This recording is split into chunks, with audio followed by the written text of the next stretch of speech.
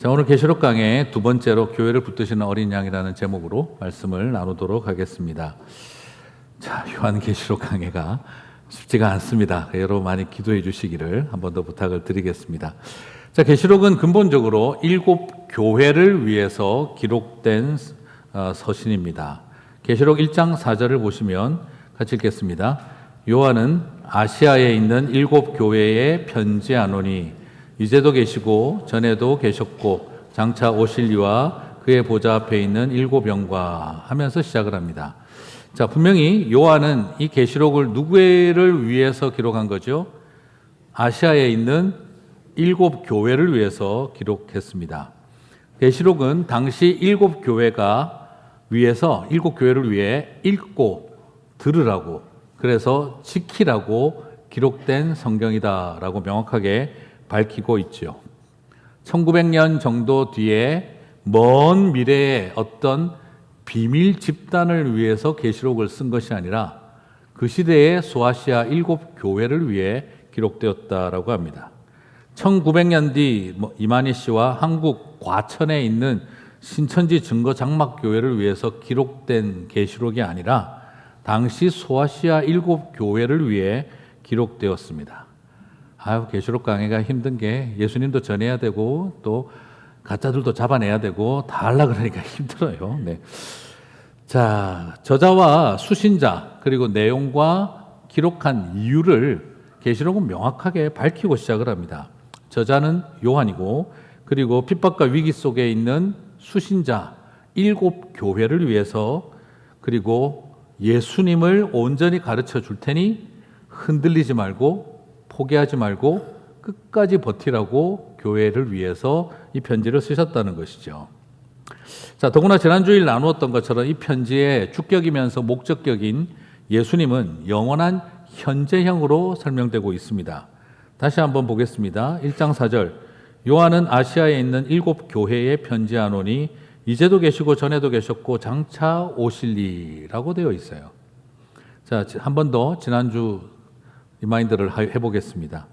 분명히 이제도 계시고는 지금이고 전에도 계셨고는 과거고 장차 오실이라고 하면 미래형인데, 그런데 헬라어 문법으로 보게 되면 과거, 현재, 미래로 되어 있는 게 아니라고 말씀을 드렸습니다. 바로 incomplete, 미완료 분사 구문으로 되어져 있어요.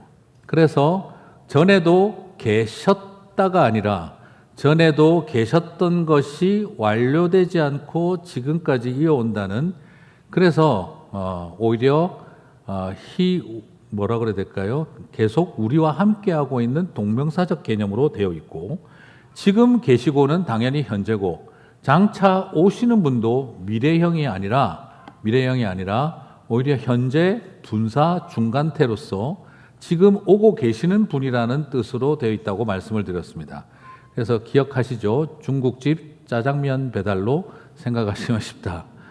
장차 중국집에서 사장님은 짜장면을 보냈고, 그리고 나는 아직 받지 못했고, 배달하는 친구는 ing 중인 상태라는 거죠.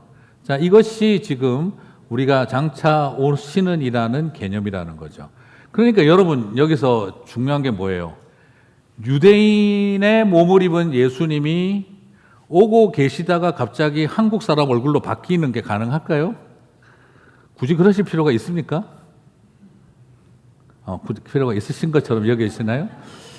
그래서 왜 30대 예수의 얼굴로 오신 예수님이 왜 지금 와서 이만희 씨의 얼굴로 바뀔 이유가 뭐가 있냐 이거죠, 오는 중에. 네, 그것이 가능한 것은 매트릭스의 스미스 에이전시가 그게 가능합니다.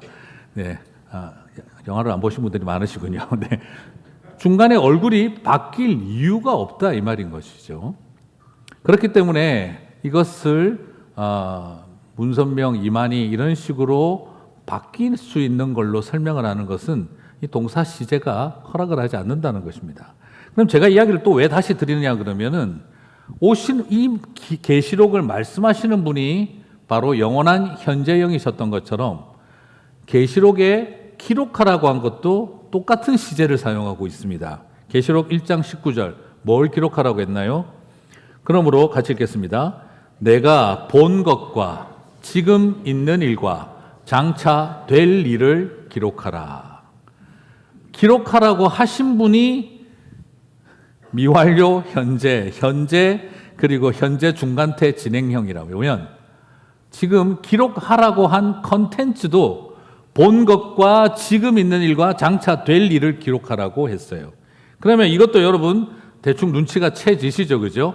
본 것도 현재 완료형, 과거형이 아니라 지금 있는 일도 당연히 현재형, 그리고 장차 될 일도 이것도 또한 바로 똑같이 현재 분사 중간태로 이미 시작되어졌으나 완성은 되지 않았지만 이어져 오고 있는 일을, 앞으로 있게 될 일을 말해주고 있다는 것입니다.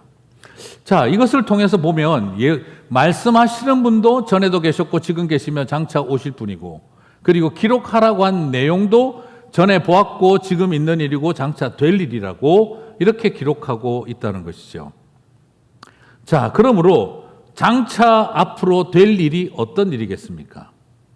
지금 내가 본 것과 지금 되고 있는 일하고 완전히 단절된 먼 미래 2000년이 지나서 한국 과천에서 일어날 이야기를 지금 여기에 계시록에 기록하라고 한 게 아니다 이 말입니다.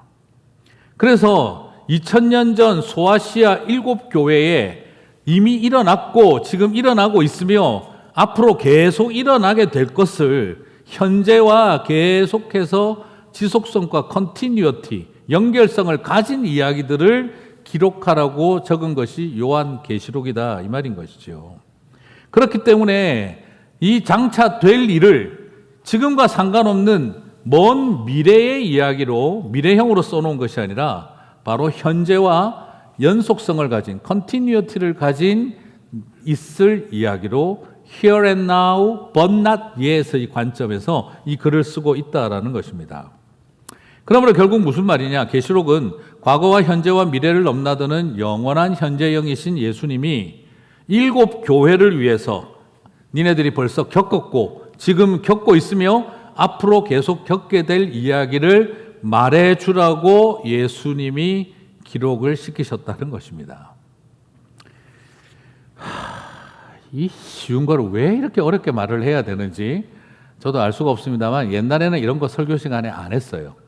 근데 이제 하도 한국에 이상한 이단들이 많이 일어나고 신천지 같은 단체들이 생기다 보니까 여러분들도 문법을 이해해야 하는 똑똑한 성도들이 되어야 할 지경에 왔다는 겁니다. 그래서 목회자들도 이런 피곤한 가르침을 전해드려야 하는 현실이 되어진 것이죠. 이단이 넘치면 기독교인들이 똑똑해질 수밖에 없습니다. 그래서 네가 헬라어 시제를 알아? 그러면서 이야기를 해야 되는 상황이란 거죠. 그러나 어렵게 설명하지 마시고 짜장면집 배달을 제일 많이 생각하시면 됩니다. 그러므로 단절된 미래의 한국 과천에서 일어날 이야기를 가르치고 있는 것이 아니라 지금 그 당시 소아시아 7교회가 겪고 있는 일들이 어떻게 펼쳐질지를 말해주라고 한 것이죠. 오늘날 우리와 똑같은 교회 말입니다. 그러면 요한에 이것을 기록하라고 하신 이가 누구냐? 이미 벌써 이야기했습니다만 예수 그리스도의 계시라라고 했어요. 이것은 지난주에도 말씀드렸습니다만 소유격으로 되어 있는 이 의가 주격도 되고 목적격도 된다고 그랬습니다. 예수 그리스도가 계시하셨다. 예수 그리스도를 계시하셨다. 똑같은 말입니다. 그래서 보통은 문맥으로 파악을 하는데 문맥으로 파악이 안 되는 경우에는 두 가지 의미를 다 포함하고 있다라고 보시면 됩니다. 그래서 지난주 말씀드린 것처럼 예수 그리스도가 예수 그리스도를 계시하셨다는 겁니다. 왜요? 하도 마지막 때가 되어지면 거짓 선지자들이 일어나서 여기에 예수가 있다, 저기에 예수가 있다 하도 거짓말을 하며 영혼들을 헷갈리게 하기 때문에 그래서 내가 앞으로 어떻게 할지 나에 대해서 이야기하겠다 하고 말씀을 꺼내신 겁니다. 쉽게 설명을 드리자면 그렇습니다. 나중에 학교 마치고 집에 오는데 어떤 아저씨가 나한테 자꾸 와가지고 아이스크림 사줄게, 사탕 줄게 하면서 니네 아빠가 나한테 연락이 왔는데 집으로 가지 말고 어디 가 있으면 데리러 온다더라, 돈가스 사줄게, 가자 하고 데리고 가는 이상한 아저씨가 자꾸 붙는 거예요. 그래가지고 아빠가 도저히 안 되겠다 싶어서 아빠가 너한테 이야기를 해줄게. 어떤 일이 있어도 네가 학교 마치면 아빠가 데리러 갈 거야. 그러니까 아빠가 교통사고가 났다든지 아파서 쓰러졌다든지 심장마비에 걸렸다든지 전화를 왔다든지 뭔 소리를 하든지 듣지 말고 사탕을 주든 아이스크림을 주든 따라가지 말고 아빠만 기다려라. 그게 예수가 예수 그리스도를 계시했다는 거죠. 이거 이상 더 이상 어떻게 설명을 할 수가 있겠습니까? 참 저도 애쓰고 있습니다. 이런 걸 설명을 해야 되니까. 그래서 여러분 자꾸 이상한 아저씨가 와가지고 아빠가 보냈다고 하면서 아이스크림 준다, 사탕 준다고 따라가지 마세요. 네. 아빠는 그런 거 시킨 적이 없습니다. 그래서 계시록에서 예수 그리스도가 예수 그리스도를 계시하신 것입니다. 헷갈리지 말라고. 네, 제가 적어놓고 참 잘 썼다 생각을 많이 했습니다. 네, 여러분 이게 바로 그래서 계시록은 예수 그리스도가 예수 그리스도를 계시하신 것이죠. 자, 그러면 이게 이제 왜 여기서 제가 이야기를 좀 중요하게 다루고자 싶으냐 그러면 계시록 1장 17절 19절을 보시면 내가 볼 때에 그 발 앞에 엎드려져 죽은 자 같이 되매 그가 오른손을 내게 얹고 이르시되, 같이 읽겠습니다. 두려워하지 말라. 나는 처음이요 마지막이니 곧 살아있는 자라. 내가 전에 죽었었노라. 볼지어다 이제 세세토록 살아있어 사망과 음부의 열쇠를 가졌으니 그러므로 내가 본 것과 지금 있는 일과 장차 될 일을 기록하라. 자, 어떤 분이 장차 될 일까지 기록하라고 했느냐? 처음이요 마지막이시면서 살아있는 자고 죽었었던 분 누굽니까? 예수님이죠, 그죠? 그분이 장차 될 일까지 다 적으라고 하신 거예요. 중간에 바뀌는 게 아닙니다. 그런데 여기서 중요한 건 뭐냐면, 자, 18절에 살아있는 자라 내가 전에 죽었었노라. 이거는 지금 예수님의 영에 대한 이야기입니까? 육체에 대한 이야기입니까? 육체죠, 그죠? 예수님이 영적으로 죽으시면 안 되죠, 그죠? 예수님이 예수님의 육체가 죽었고 예수님의 육체가 다시 부활하셨잖아요, 그죠? 우리 육체의 부활을 믿잖아요. 그리고 뭐라고 합니까? 세세토록 살아있다. 그 말은 이 육체로 부활한 몸을 입고 예수님은 영원히 살아계신다는 거예요. 자, 무슨 말인지 이해가 가십니까? 예수님의 육체가 십자가에서 죽으셨고 예수님이 무덤을 이기고 몸의 부활과 함께 부활하셨고 그리고 그 부활하신 몸을 입으시고 영원히 사신다는 거예요. 세세토록. 그죠? 그러면 이게 왜 중요하냐? 신천지와 같은 이만희와 같은 혹은 문선명 같은 이런 이 이단 교주들은 자기들이 재림주라고 이야기를 할 때 예수의 영이 임해서 재림주가 되었다라고 가르칩니다. 무슨 말이죠? 옛날에도 유대인 30대 남성의 예수에게 하나님의 아들의 영이 임해서 세례받을 때 하나님의 아들이 되었다라고 가르치려고 해요. 그러니까 재림할 때도 이만이라고 하는 사람에게 하나님의 예수의 영이 임하여 그가 재림주가 된 것이다 라고 말을 하는 것이죠. 그런데 계시록에서 예수님은 자신을 명확하게 밝히고 있습니다. 육체로 내가 죽었고 육체로 부활했고 그리고 부활한 몸으로 영영이 세세토록 살고 있다라고 이야기를 하셨어요. 그러면 지금 만약 예수님의 영이 이스라엘 유대인 예수의 몸에서 빠져나오셨으면 예수의 몸은 어떻게 된 거죠? 죽었네요. 또 죽으신 거예요. 그럼 나와가지고 이만희 씨의 몸에 들어갔다면 그러면 이분도 나중에 지금 연세가 많으신데 돌아가시면 어떻게 되죠?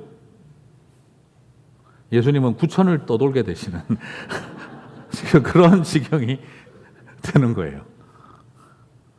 그러니까 이게 말도 안 되니까 신천지는 어떻게 가르치겠습니까? 이만희는 안 죽는다고 가르친 거죠. 그냥 육으로 영생한다라고 말을 하려고 하는 거죠. 뭐 일단 그러시니까 돌아가시면 나중에 그때 이야기하고 그러다가 나중에 어쨌든 세상의 재림이 돼서 완성이 돼서 그러면 세상에 오시면 그러면 어떻게 됩니까? 그러면 예수님의 영이 반을 쪼개가지고 복제를 한 건가요? 복제 메시아. 그럼 나중에 두 분이 세상이 완성될 때 합체하시는. 그러면 예수님의 몸은 두 개요, 영은 하나라. 삼위일체가 또 만들어지는 걸까? 말이 안 되는 소리죠. 이런 말이 안 되는 이야기. 그러면 뭐 예수님의 영이 이 육체 저 육체 왔다 갔다 하시는 것도 아니고 그러면 진짜 매트릭스 스미스 요원이죠. 이렇게 되어버리는 것 자체가 어불성설인 것입니다. 이런 말도 안 되는 이야기를 지금 다 결론적으로 들으면 다 말이 안 된다는 걸 알지만 그러나 그분들이 예수님의 비유에 대한 이야기를 가지고 떡밥을 던지고 자꾸 사람들을 헷갈리게 하면 사람들이 거기에 휘말리면 결국에는 영혼이 이렇게 세뇌당하고 노략질 당할 수 있는 일인 것입니다. 그만큼 치밀하고 위험한 거예요.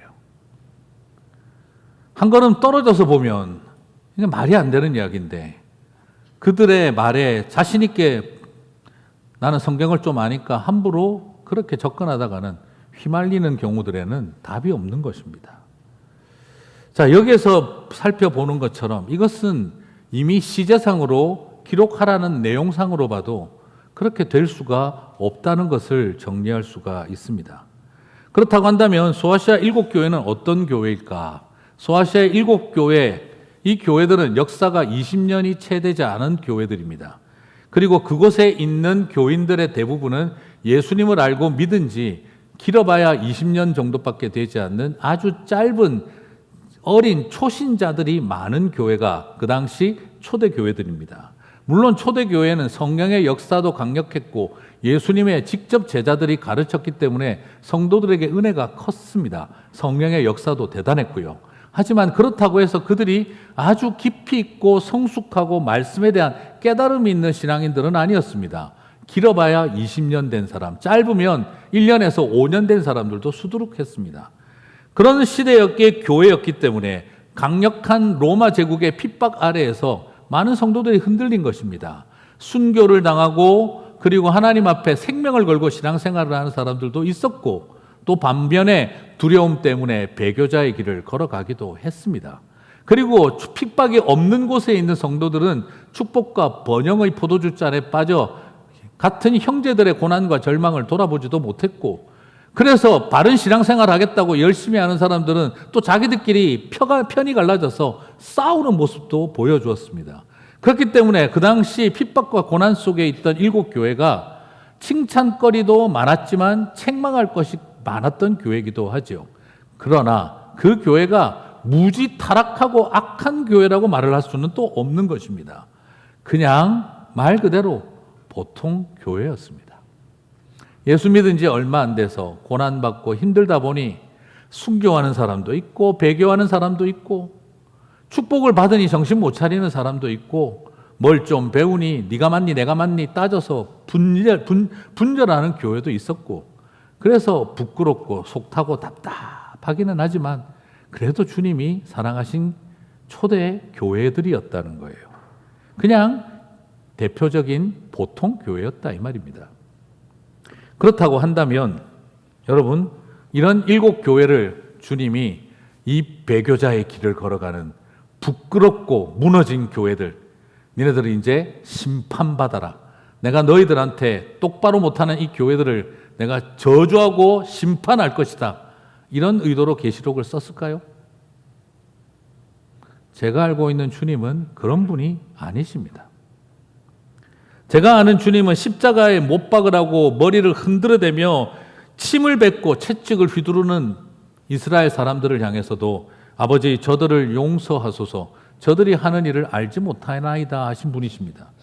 그런데 그리고 지금도 그런 유대인들 안에서 남은 자들을 찾고 계시는 분이십니다. 그런 주님이 칭찬거리도 많이 있지만 책망거리가 좀 있다고 해서 7 소아시아의 교회를 전부 다 심판의 대상, 배교의 대상, 그리고 저주받을 교회로 취급하고 여기셨을까요? 고작 20년 된 교회를 2000년이 돼도 정신 못 차리는 4,000년, 5,000년이 돼도 정신 못 차리는 유대교 성전은 그냥 두고 20년 된 교회를 그렇게 배교자의 교회, 배도자의 교회로 여겼을까요? 그리고 나중에 하나님을 대적할 배교자의 교회의 대표로 여겼을까요? 저는 주님이 그러실 분이라고 생각하지 않습니다. 왜 제가 이야기를 드리냐 그러면 신천지와 같은 그런 이단들은 이 7교회, 계시록 2장과 3장에 나오는 7교회를 배도자의 교회로 여깁니다. 대표로 봅니다. 그래서 나중에 1900년, 2000년이 지나고 난 다음 한국 과천에서 일어나게 될 증거장막교회, 그들을 대적했던 유재열의 증거교회와 7교회, 그리고 그들을 도와주던 장로교, 감리교, 침례교, 순복음 이런 기성교회들이 바로 음녀고 바벨론 교회들이다. 그 음녀와 바벨론 교회들이 이런 소아시아에 타락한 7교회와 같은 것들을 도와서 하나님의 대적자가 되어지고 배도자가 되어져서 주님이 심판하고 저주하실 것을 예언한 내용이다라고 말하고, 그것을 바로잡기 위해 일어난 것이 신천지 증거장막교회라고 그렇게 가르치는 도구로 여기고 있는 것이죠. 그런데 여러분, 저는 이것을 보면 이 시간의 억지로움, 시제도 맞지 않는 억지로움도 참 답답하지만, 그러나 이것이 우리 문맥을 보더라도 하나님은 당신의 교회를 저주하고 심판하기 위해 계시록을 쓰게 하시는 분이 아니라는 것입니다. 계시록 1장 16절을 한번 보실까요? 같이 읽겠습니다. 그의 오른손에 7별이 있고 그의 입에서 좌우에 날선 검이 나오고 그 얼굴은 해가 힘있게 비치는 것 같더라. 자, 이게 예수님이 이제 하신 말씀의 모양을 요한이 묘사를 했습니다. 그죠? 그럼 여러분 한번 보실까요? 자, 입에서 좌우에 날선 검이 나오고, 나쁜 겁니까? 좋은 겁니까? 예수님의 입에서 날선 검이 나온다. 나쁜 겁니까? 좋은 겁니까? 말씀이 나오는 거죠. 성령의 검이신 말씀이 나오는 거죠. 에베소서에서 나오는 전신갑주, 성령의 검인 말씀이 나오는 거죠. 그 얼굴은 해가 힘있게 비치는 것 같더라. 이게 무엇을 말합니까? 하나님의 빛과 영광이 비추고 치유하는 광선이 나오는 것이죠. 나쁜 뜻입니까? 좋은 뜻입니까? 좋은 뜻이에요. 예수님에게서만 나쁜 거 나오는 거 보신 적 있으세요? 예수님의 눈빛에 가시가 있더라. 예수님의 입에서 냄새가 나더라. 뭐 이러지 않습니다. 예수님의 입에서 말씀이 나오고 예수님의 얼굴에서 해같이 광채가 나옵니다. 그러면 예수님의 오른손의 7별은 좋은 겁니까? 나쁜 겁니까? 예. 7별이 뭔지를 모르겠지만 좋은 겁니다. 7별이 좋은 겁니다. 주님이 오른손으로 붙잡고 있는 좋은 것입니다. 그러면 7별이 뭘까? 계시록 1장 20절을 보겠습니다. 같이 읽겠습니다. 내가 본 것은 내 오른손의 7별의 비밀과 또 7금 촛대라. 7별은 7교회의 사자요 7 촛대는 7교회니라. 오른손에 붙들고 계시는 7별과 7금 촛대, 좋은 겁니다. 그게 바로 뭐냐? 7 촛대는 교회, 소아시아 7교회를 말하고, 교회가 나쁜 것입니까? 좋은 것입니까? 좋은 것입니다. 그리고 또한 7별은 누구를 뜻합니까? 그 교회들을 섬기는 천사나 하나님이 보내신 사자, 교회의 지도자들을 말한다라고 할 수 있겠습니다. 나쁜 겁니까? 좋은 겁니까? 좋은 것입니다. 다시 말씀드리면 주님의 얼굴에서는 광선이 나와 하나님의 영광을 드러내고 치유를 일으키고, 주님의 입에서는 말씀의 검이 나와 그 골수와 심령을 쪼개어 복음으로 그들을 축복하는 것이고, 오른손에 있는 7별과 촛대는 주님의 손과 발이 되어 세상을 섬기는 일을 하는 것입니다. 7별과 7 촛대는 나쁘지 않습니다. 나중에 배도할 사람들, 배교자가 될 사람들이 아니다 이 말입니다. 주님은 당신의 오른손으로 붙들고 계신 것이지, 주님은 당신의 오른손으로 7교회의 지도자와 교회를 멱살쥐고 계신 게 아니다 이 말입니다. 초킹하고 숨통 쪼고 계신 게 아니다 이 말입니다. 그러면 주님이 7 촛대를 놔버려야 구원이겠네요. 그죠? 그러나 주님이 7 촛대를 놓는 일이 무엇입니까? 심판이고 저주입니다. 주님이 그 7 촛대와 별을 붙잡고 계신 것이 구원이고 희망인 것입니다. 오늘 이것을 정확하게 봐야 합니다. 그러나 거짓된 가르침과 선생들은 배도할 7교회, 그리고 배도자가 될 7천사와 교회 지도자들이라고 그렇게 가르쳐 놓고 있는 것이죠. 1900년이 지나면 실상을 보게 될 거라고 그렇게 가르치는 것이지요. 그러나 이것이 얼마나 헛것이냐면 오른손이라고 하는 것을 중요하게 보지 않았기 때문입니다. 주님은 당신의 오른손으로 7별과 7교회를 붙들고 계신다는 것이죠. 그러므로 우리 주님께서 당신의 나라를 위해 끝까지 사용하실 대상들이라는 것입니다. 여러분, 성경에서 한번 오른손을 검색해 보시겠습니까? 오른손을 검색을 해보면 하나님과 관련되어진 오른손, 하나님의 오른손으로 나와서 악하고 나쁘고 버리고 그리고 배도자와 배교자로 여기는 게 하나도 없습니다. 왜 여기서만 그러면 7별과 7촛대가 배교자의 교회와 지도자가 될 수 있겠습니까? 사랑하는 성도 여러분, 그 중에 하나만 예를 들어서 이사야 41장 10절을 보겠습니다. 잘 아는 말씀이죠. 두려워하지 말라, 내가 너와 함께함이라. 놀라지 말라, 나는 내 하나님이 됨이라. 같이 읽겠습니다. 내가 너를 굳세게 하리라. 참으로 너를 도와주리라. 참으로 나의 의로운 오른손으로 너를 붙들리라. 성경에 나오는 주님의 오른손은 붙드시는 것이고 지키시는 것이고 돌보시는 손으로 나타납니다. 저 당시 이사야 시대 때 이 말씀을 기억해 보십시오. 북이스라엘은 타락하여 아수르에게 멸망했습니다. 남유다의 왕과 제사장들도 희망이 없습니다. 그러나 하나님은 이사야를 통해 이 메시지를 던지면서 끝까지 내가 너희들을 붙들고 지키고 구원하겠다라고 약속하실 때 오른손으로 붙든다라고 말씀하셨습니다. 그런데 그런 하나님이 7교회와 7교회의 사자들을 오른손으로 붙드시는데 배교와 배도자가 될 수가 있겠느냐 이 말인 거죠. 붙드신다는 뜻이라는 겁니다. 그리고 또한 이 말씀은 16절과 17절에서 곧바로 나오는데 사도 요한에게도 사용되어집니다. 소망의 손이었습니다. 계시록 1장 17절 같이 보겠습니다. 내가 볼 때에 그 발 앞에 엎드려져 죽은 자 같이 되매. 같이 읽겠습니다.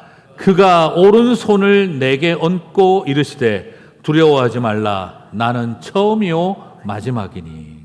여러분, 노 사도 요한이 혼자 살아남은 자가 되어 절망 가운데 있으면서 아무것도 답 없는 현실에 있을 때, 그가 죽은 자 같이 엎어져 있을 때 주님의 오른손이 그를 터치하셨습니다.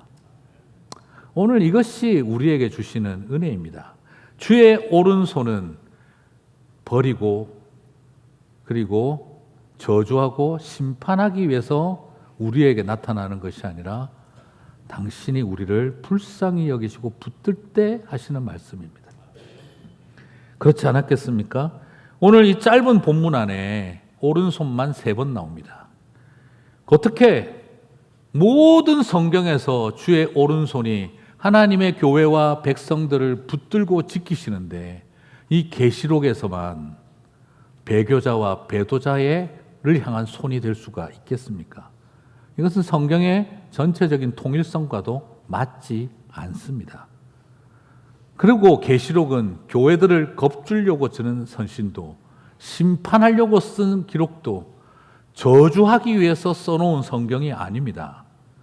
오히려 내가 너희들을 실망스럽고 답답하고 안타까울 때도 많지만 내가 너희들을 버리지 않았고 포기하지 않았다. 이 7별들을 내가 붙들고 있고 이 7촛대들을 내가 붙들고 있으니. 그러면서 요한에게, 노 사도 요한의 그 밤매솜에 갇혀있는 그에게 오른손을 터치하시며 두려워 말라, 내가 너와 함께함이라, 나는 처음과 나중이라고 말씀하신 것입니다. 사랑하는 성도 여러분, 내가 너희를 포기하지 않았으니 너희도 포기하지 마라. 내가 마침표를 찍지 않았으니 너희도 마침표를 찍지 마라. 두 손 두 발 다 들어 올리고 넋 빼고 있지 마라. 내가 너희를 나의 오른손으로 붙들고 있다. 이것이 오늘 저와 여러분에게 보여주신 주님의 오른손입니다. 사랑하는 성도 여러분, 어찌 교회가 다 온전하겠습니까? 여러분, 우리 선한청정기 교회가 완전한가요? 아멘 없을 줄 알았습니다. 네, 어찌 우리가 완전하겠습니까? 네. 우리가 어떻게 완벽하겠습니까? 여러분 쳐다보시는 담임 목사가 완전하겠습니까? 당연히 아멘 안 하실 거라고 생각했습니다. 절대 우리는 완전하지 않습니다. 칭찬거리도 있지만 책망거리가 여전히 있습니다. 오늘 이 시대의 교회를 바라보십시오. 칭찬거리만 있겠습니까? 책망거리도 많습니다. 여러분, 책망거리가 있다고 해서 칭찬거리가 있는데도 주님이 이 교회를 버리시겠습니까? 칭찬거리가 있다고 책망거리 없는 것처럼 폼 잡는 것도 틀려 먹었지만, 책망거리 좀 있다고 하나님이 우리를 다 버리고 포기했다라고 제끼를 버리는 것도, 버린 카드 취급하는 것도, 그것 또한 아무런 의미가 없는 일입니다. 우리야말로 자랑거리밖에 없는 하나님이 선택한 교회, 웃기는 이야기고, 우리야말로 하나님이 다 갖다 버린 몹쓸 교회, 그렇게 여기는 것도 웃기는 이야기입니다. 주님이 여전히 칭찬거리고 많이 있지만 책망거리가 많은 이제 20년 된 소아시아의 7교회, 예수 믿은 지 1년, 5년, 10년 겨우 된 사람들, 그들을 버리는 심판받고 배도할 교회의 상징으로 여기신 것이 아니라 당신이 핏값 주고 사신 그 교회, 내가 끝까지 이 오른손으로 붙들고 있다를 보여주려고 오늘 이 계시록을 기록하셨다는 것이죠. 사랑하는 성도 여러분, 소망을 포기하지 말고 끝까지 견뎌내시기를 바랍니다. 계시록 1장 9절, 요한도 절망적이었습니다. 예수의 환난과 나라의 참음에 동참하는 자라, 하나님의 말씀과 예수를 증언하였으므로 말미암아 밤모라 하는 섬에 있었더니, 나는 환난과 인내의 삶을 살아야 했고 내가 가진 복음 때문에 나는 감옥에 갇힌 인생에 불과했다.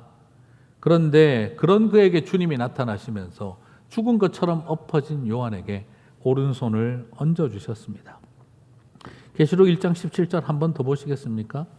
저는 개인적으로 묵상할 때 이게 제 마음에 참 와닿았습니다. 내가 볼 때에 그의 발 앞에 엎드려져 죽은 자 같이 되매 그가 오른손을 내게 얹고 이르시되 두려워하지 말라, 나는 처음이요 마지막이니. 여러분, 주님의 손길이 여러분을 터치하시기를 바랍니다.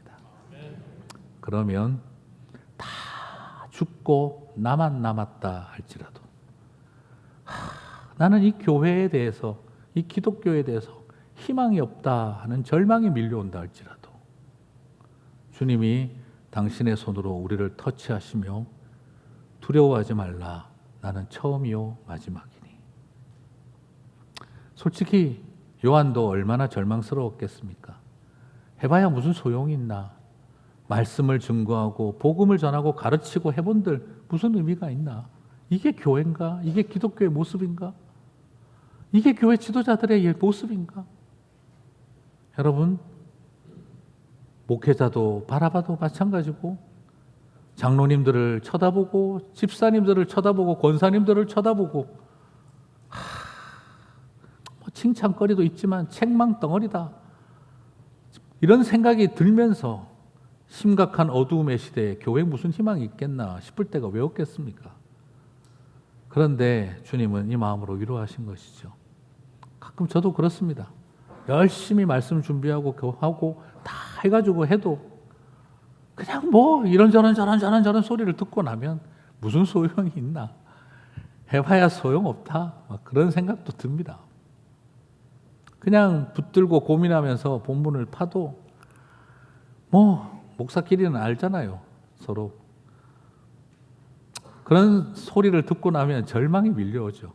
우리 김도영 목사님 찬양 열심히 준비해서 멋지게 했는데 어렵다 바꿔라 이래버리면 짜증납니다. 해봐야 뭔 소용이 있나 싶고. 끊임없이 눈물로 기도하며 교회를 섬겼는데 뭐 하나 잘못하고 나면, 그러고도 네가 장로야 이런 소리 듣고 나면 다 때려치우고 싶습니다. 그렇게 열심히 눈물로 봉사하며 권사로 섬겼는데 뭐 하나 마음에 안 들면 나가라 그러고 소리 들으면 짜증납니다. 그럴 때 과연 우리에게 희망이 있을까요? 오늘날 한국 기독교도 얼마나 많은 사람들이 절망적입니까? 안 믿는 비기독교인들에게 설문조사를 했습니다. 복수 점검 가능하다 하여 종교에 대한 신뢰도를 물었는데 불교에 대한 신뢰도 58%, 캐톨릭에 대한 신뢰도 56%, 기독교에 대한 신뢰도 13%, 천도교 무당들하고 똑같이 취급받았습니다. 정치에 과잉 충성하여 기독교인지 카톡교인지 헷갈리고 말아버린 오늘날 한국 교회의 현 주소는 수많은 젊은 사람들이 더 이상 교회를 나가고 싶지 않은 교회로 전락되어 버리고 불신자들은 교회를 바라보는 시선이 신뢰도가 13%밖에 되지 않는 곳으로 되어져 버렸습니다. 오늘 우리가 받고 있는 충격과 어려움들은 이런 때에 이제 우리는 더 이상 이 일곱 교회는 배도자와 배교자의 길을 걸어갈 교회의 상징이다라고 말하는 신천지의 이야기보다도 이럼에도 불구하고 포기하지 않고 붙들고 계시는 주님의 오른손을 보게 되시기를 축복합니다. 사랑하는 성도 여러분, 그들의 모략보다도 우리가 더 바라봐야 하는 것은 주님의 오른손입니다. 이것이 오늘날 우리에게 주시는 위로가 무엇이겠습니까? 여러분의 자녀들과 가족들을 바라보시면서 참 여러분 자식들 다 이쁘시죠? 이쁘겠죠? 네. 근데 얼마나 못났습니까? 가슴을 쓰라리고 삼키고 참아야 하는 것들이 하나둘이 아닐 때도 있을 것입니다. 그럼에도 불구하고 여전히 이쁩니다. 심판과 저주의 상징들이 아닙니다. 주님이 이 일곱 교회를 낳으셨습니다. 책망할 거리가 있다고 배교와 배도의 상징이 되겠습니까? 주님이 그 교회를 버리지 않으셨습니다. 오늘 이 말씀을 우리에게 적용해 보십시다. 우리의 사랑하는 가족들, 내가 볼 땐 희망이 없고 헛되다라는 절망이 밀려오는 순간이 여러분의 배우자에게, 여러분의 자녀에게, 여러분의 부모에게 있다 할지라도 여러분, 주님이 그들을 오른손으로 붙들고 계심을 보시기를 바랍니다. 때로는 주님의 몸된 교회, 우리 교회 선한정지교회를 바라보면서 목회자에게, 교회에게, 교회 평신도 리더들에게 우리 교회 무슨 희망 있나 하는 생각이 들 때가 있다 할지라도 주의 오른손이 일곱 별들과 그리고 일곱 촛대를 붙들고 계시는 어린 양이 계신 것을 바라보며 주님, 당신이 붙드신 이 교회를 하나님의 은혜로 붙들겠습니다 하는 마음이 저와 여러분 가운데 있게 되시기를 바랍니다. 오늘날 이 시대의 교회는 너무 추하고 못났습니다. 교회를 안 다니는 것이 더 좋겠다라는 생각이 들어 어쩌면 가난한 교인이 되기를 자처하고 교회를 떠나신 분들도 있을지 모르겠습니다. 그러나 부탁드리고 싶습니다. 주님이 붙드시고 계십니다. 그래서 여러분, 우리도 부끄럽지만 우리의 오른손을 내밀어 붙들게 해 주십시오. 우리의 오른손으로 사랑하는 사람들을 향해 붙드는 손이 되게 해 주십시오. 오늘 이 시간 저와 여러분의 고백이 되시기를 주님의 이름으로 축복합니다. 우리 다 함께 자리에서 일어나셔서 찬양하고 기도하고 마치겠습니다.